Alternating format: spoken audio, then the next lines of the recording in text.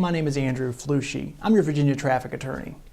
One common question that people ask is, how did the officer get me when I was traveling in a group of other cars? Unfortunately, traveling in a pack, so to speak, is not a defense to a speed-related ticket in Virginia, whether it's speeding or reckless driving. Officers can and will get you and pull you over if you're speeding. So that's a myth that people think, that if you're surrounded by other cars or other cars are nearby, that the officers can't get you, and it's just simply not true.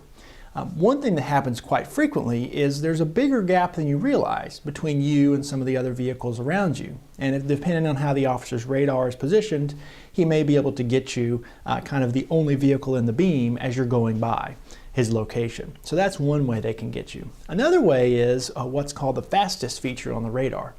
The way the fastest feature works, according to my understanding, is that if the officer observes several objects in their radar beam, and one of them is traveling a little faster than the others, even though they're all kind of in a group, the fastest button can actually pick out the speed of the fastest object. So if the officer can testify that your vehicle was traveling faster than the others in the group, using the fastest feature, he was able to detect the speed of the fastest object. That's how they're going to prove that your vehicle was going the alleged speed.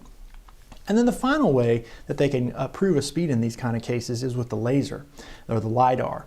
The LiDAR unit is much more precise than radar. Radar sets out a beam across the roadway that the officer has to figure out which vehicle is which. But LiDAR is very precise and literally pinpoints a vehicle with a laser dot. And that device can be used to pick vehicles out of pretty tight spaces. If the officer can testify that they got a good reading and a good lock on your vehicle, they could testify about your speed in a pack of cars.